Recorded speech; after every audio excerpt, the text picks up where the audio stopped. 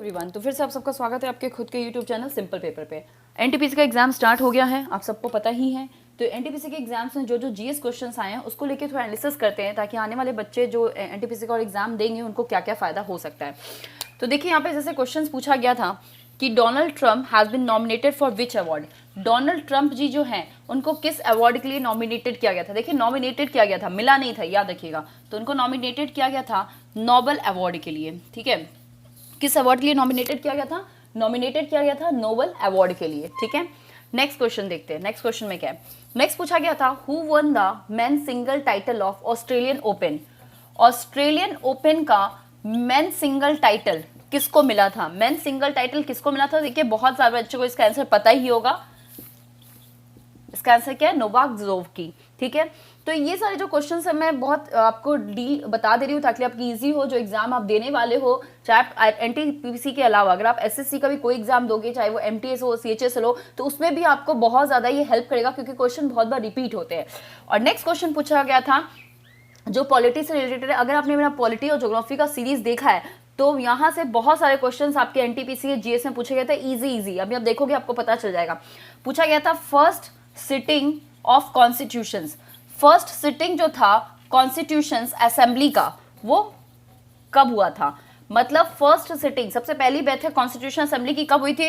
तो 9 दिसंबर 1946 में। 9 दिसंबर 1946 में हुई थी। ठीक है, नेक्स्ट नंबर 4 क्वेश्चन पूछा गया था वर्ल्ड रेडियो डे। मतलब कि पूछा जा रहा है यहाँ पे वर्ल्ड रेडियो डे कब मनाया जाता है? तो आप सबको पता है। तो देखिए डे से रिलेटेड क्वेश्चन आए तो पूछ सकता है कि वर्ल्ड रेडियो डे कब ऑब्जर्व किया गया था? तो याद रखिएगा 13 फेब। नेक्स्ट पूछा गया था first recipient of first Gandhi Rajiv Gandhi Rashtriya सद्भावना।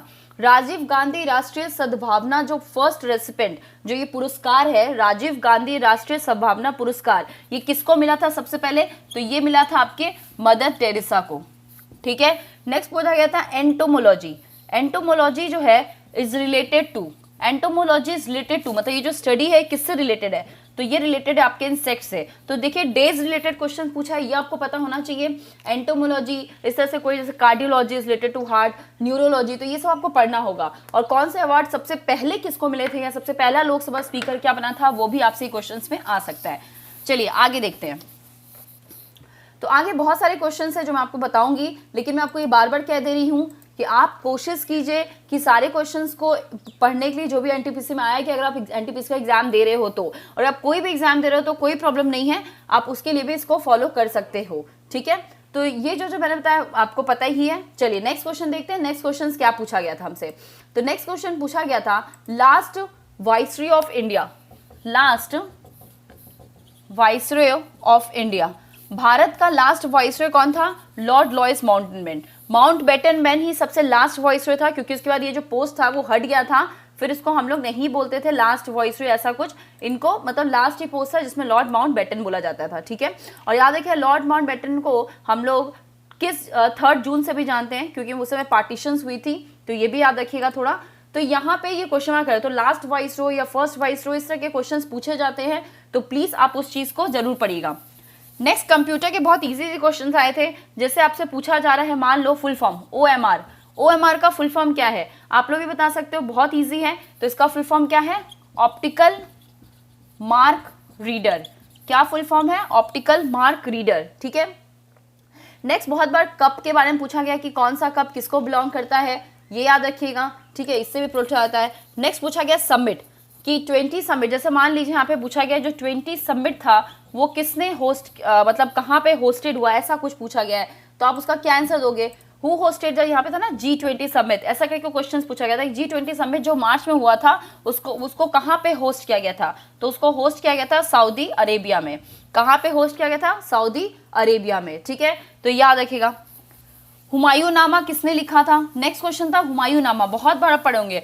हुमायूं नामा किसने लिखा था? हुमायूं नामा किसने लिखा था? क्या बता सकते हो तो प्लीज बताइए।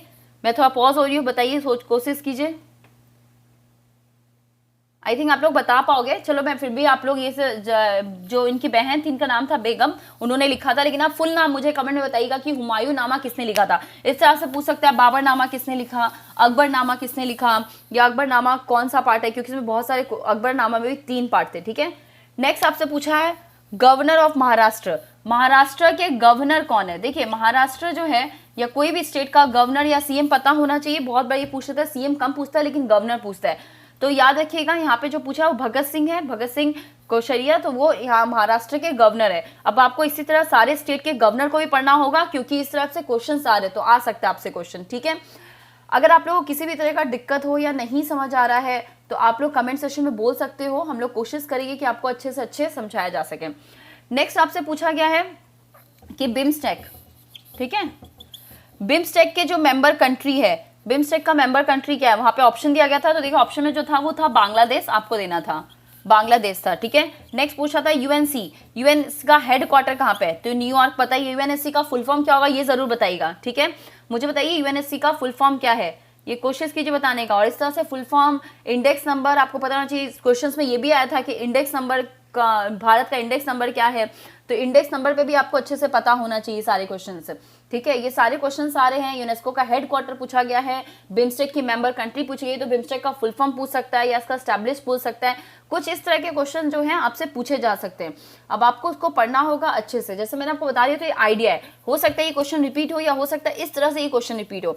अब जैसे एक पूछा है, who first gave the idea of constitution assembly, constitution assembly का मतलब संविधान को बनाने का जो आइडिया है वो किसने दिया था। अगर आपने मेरा पॉलिटिकल सीरीज पढ़ा होगा ना तो आपको ये सारे क्वेश्चन बहुत इजी है। तो यहाँ रखिए, जो कॉन्स्टिट्यूशन बनाने का जो आइडिया है वो दिया था मिस्टर रॉय ने, आइडिया दिया था मिस्टर रॉय ने। ठीक है, याद रखिए, इनका नाम है मिस्टर रॉय, याद रखिएगा। चलिए नेक्स्ट क्वेश्चन पे चलते हैं। क्या पूछा था, जलियांवाला बाग जो है मस्करा, वो कब हुआ था, जलियांवाला बाग ये जो था वो कब हुआ था, तो याद रखिएगा 13 अप्रैल। ये बहुत ही ब्लैकआउट डे भी माना जाता है, इस दिन बहुत सारे लोगों को मार दिया गया था। ठीक है, नेक्स्ट पूछा गया था तेहरी डैम। देखिए डैम पे क्वेश्चन है इजी इजी, ये बहुत बार मैं करवा भी चुकी हूँ। ये कहाँ पे, तेहरी डैम कहाँ पे लोकेटेड है, उत्तराखंड में, याद रखिएगा।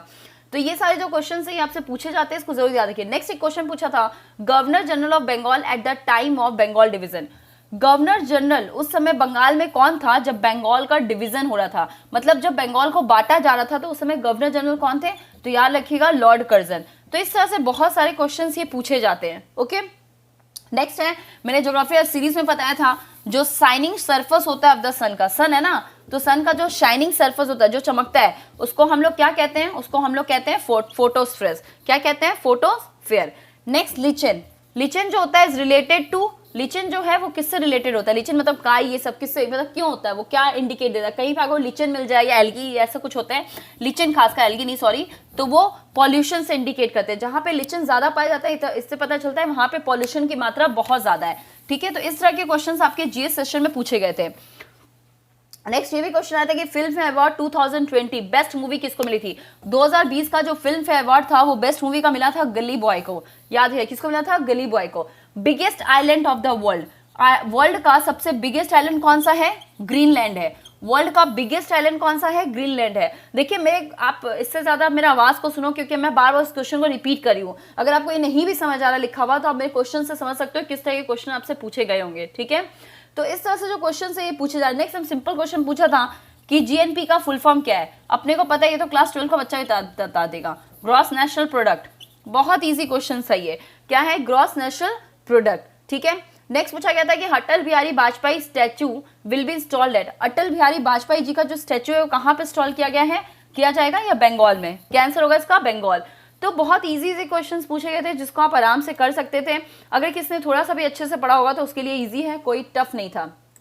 ठीक है, तो इस तरह से सारे एनटीपीसी के क्वेश्चंस हैं, और भी पार्ट में आपके लिए लाती रहूंगी और मैं कोशिश करूंगी कि इसका पीडीएफ आपको प्रोवाइड कर दिया जाए इस क्वेश्चन का, ताकि आपके लिए हेल्पफुल हो।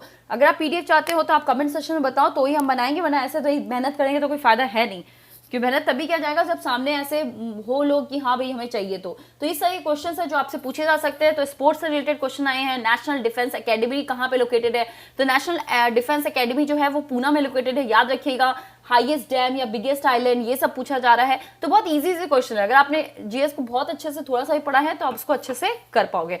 तो इस सेशन को यहीं पे कंप्लीट करते हैं। ये जस्ट मैंने आपको बताया किस टाइप के क्वेश्चंस आ रहे हैं, और एक बार मैं करूँगी पूरे क्वेश्चंस बना के पीपीटी पे मैं आपके संग डिस्कस कर दूंगी ताकि आपके लिए हेल्पफुल हो जाए। तो ये सेशन सब इसलिए है ताकि जिनका एग्जाम में वो समझ जाए कि क्या क्या क्वेश्चन को प्रिपेयर करना चाहिए और किस तरह प्रिपेयर करना चाहिए वन लाइन। ऐसा नहीं कि आप बुक लेके बैठे हो बहुत सारे नोट्स लेके बैठे हो। तो चलो इस सेशन को यहीं पे कंप्लीट करते हैं। Thank you.